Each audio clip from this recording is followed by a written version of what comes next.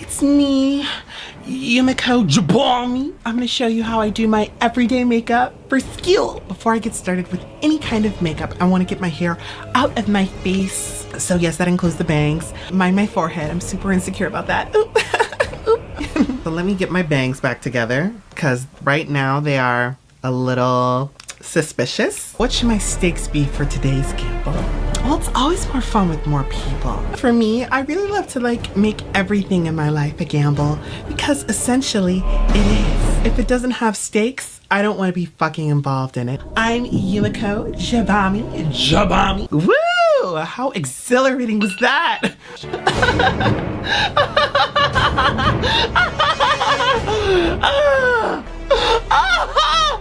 It just feels so good! I can't believe I actually finished. Hey, it's V Pelno, and I am just so excited to talk about Netflix's new Kakeguri adaptation, Bet. It's based on the manga series written by Homura Kawamoto and Toru Nomura. Now, I haven't read the manga or watched the Japanese live action, so when I'm pointing out differences that I notice, it's only comparing the anime to the TV show. My spoiler-free review is that Bet takes the base plot of Kakeguri, the gambling, the student council competition, and Yumiko's obsession with gambling, and adds a focused revenge plot and a new spin on original characters. Yumiko is now going to the gambling school to find her parents' killers, and uses the student council members' games to further her own personal goals. This is an entirely different story from the original. It is not as sexual, a little more violent, and does not take itself seriously one bit. Overall, it's a really well-produced series, and I'm super excited to see where the story goes.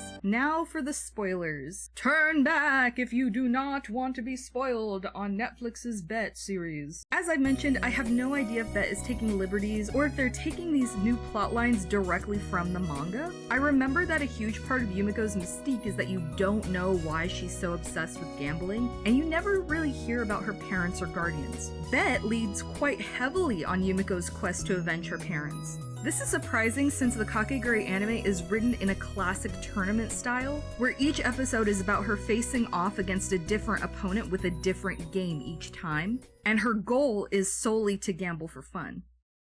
Bet also has Yumiko playing different games each episode, but the end goal is always to further her scheme to catch her parents' killers, and her opponents are not always council members.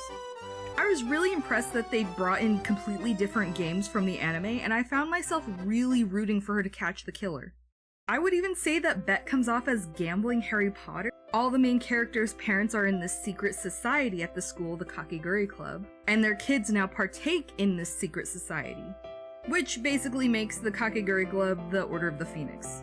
The side stories are also really fun and interesting, though I'm definitely missing some of my favorite side plots from the anime, which I'll get into later.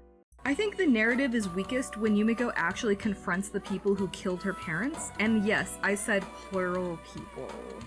All Yumiko has to go on is a memory of her parents arguing with some guy named Ray before they died, and eventually finds an old photo with them with the said Ray. It conveniently turns out that her roommate's stepfather, who has come to see her classy bassoon recital, may be the same Ray pictured in the photo, who may have killed Yumiko's parents. Yumiko's bloodthirst instantly has her jumping to planting a bomb under the man's seat during the recital, only for her new friend Michael to stop her and someone else to blow up both Ray and his daughter. Now, I dislike this because while it makes sense for Yumiko to be emotionally unstable, it dampens her intelligence, especially when an episode later, Yumiko finally does research on this guy who just died and finds out that he's not the Ray she's looking for. This is so dumb, but the real Ray is Michael's father, Gabriel, who idiotically uses his last two initials as the nickname R.A. Ray. I will not be calling him Ray,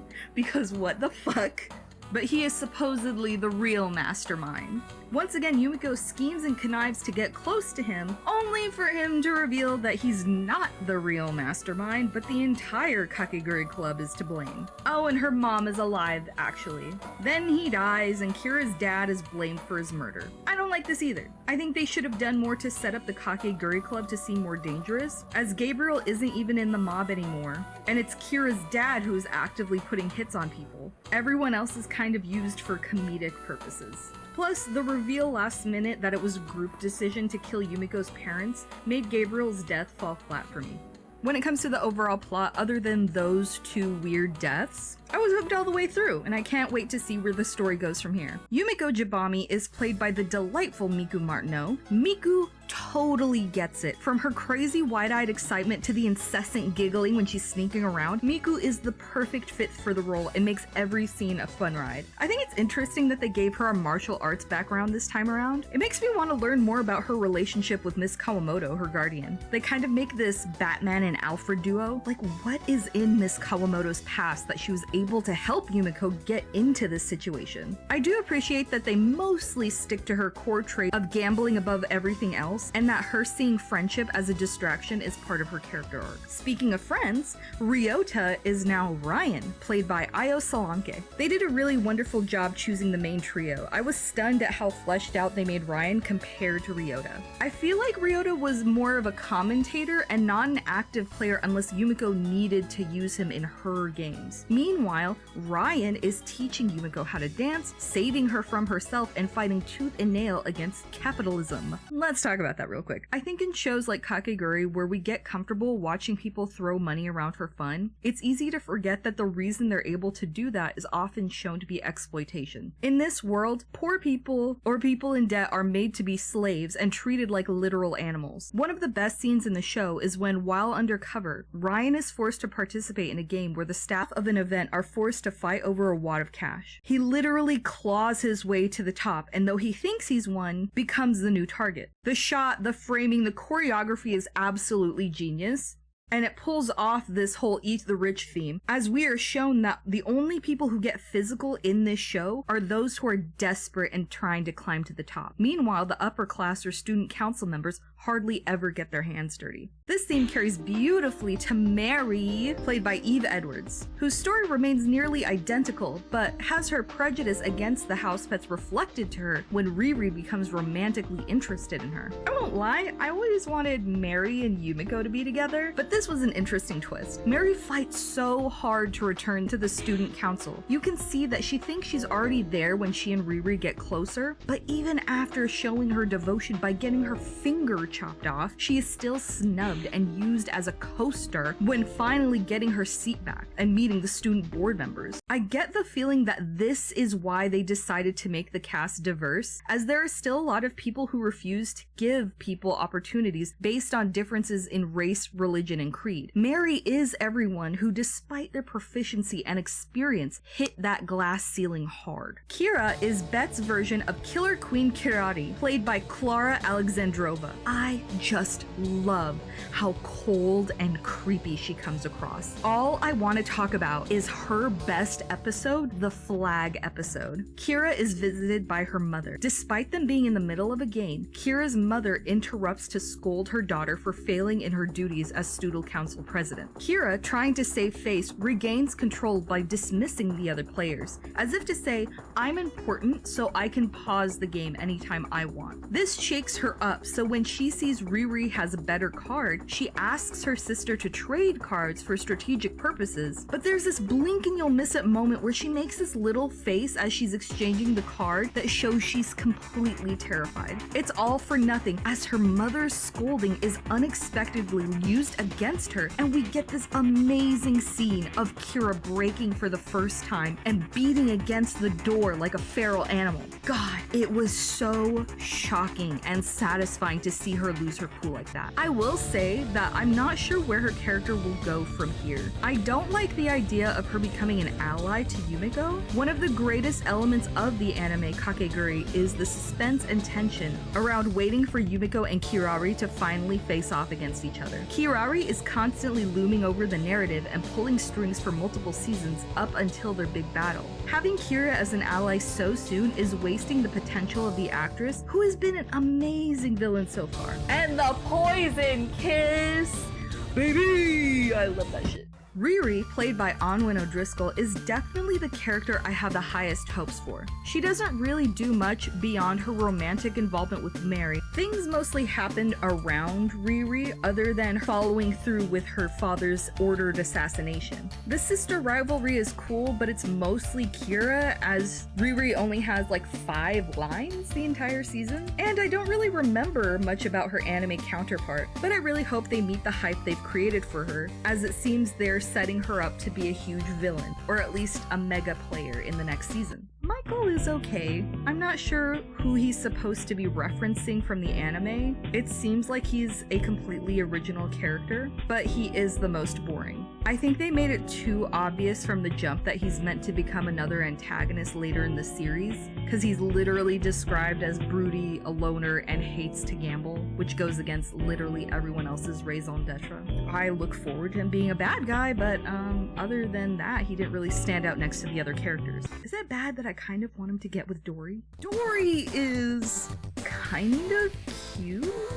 I think she's actually less annoying than Midori and more sad, but I don't want to say that I fully like her or that I fully like to hate her. I pity her more than anything, as they gave her this really fucked up Frankenstein's monster backstory. I'm so annoyed that they didn't let her lose her eye for real, but I'm intrigued on where her story is going surrounding that. She's really fun, and I think I laughed at her antics the most. Her sexually assaulting Michael and stalking him is a lot though. Chad, Runa, and Beaver don't really do much. They're relegated to plot devices and humor, so I hope they get more to do next season. Now let's talk about Suki, played by Ryan Sutherland. He delivers a mixed performance that I don't really get 100% of the time. Suki is Bet's version of Itsuki, not Yumemi, which was the most popular fan theory for his character. Itsuki and Kaede have my favorite storylines from the anime, so I was really looking forward to see how they'd handle it, only for them to not have Kaede at all, and Suki is not only completely different, but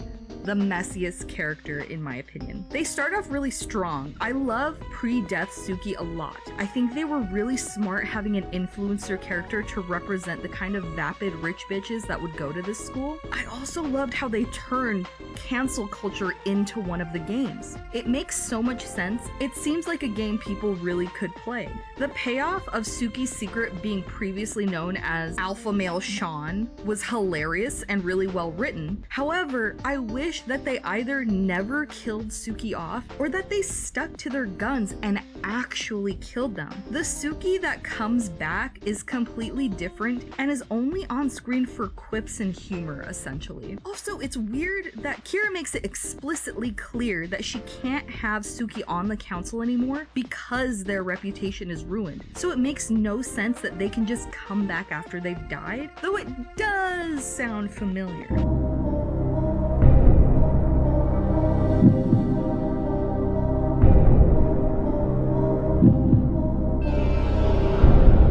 Also, Suki rigging the game when they come back so Ryan and Yumiko can't both win is not only dumb, but I feel like it counts as Suki cheating, as the whole game was getting votes, and Suki just declares that they're queen even though they just joined the game. Now I can't see them doing the original Itsuki Kaede storyline, and I can only hope that the writing for this character improves. Overall though, as long as the show doesn't get cancelled, there's a solid base for a sort of Squid Game light type of TV show. Bet needs time to find its conviction and iron out some details here and there, but overall, it's a super solid and fun show and I can't wait for more seasons. Thanks for watching my video, make sure to like and subscribe. Deuces.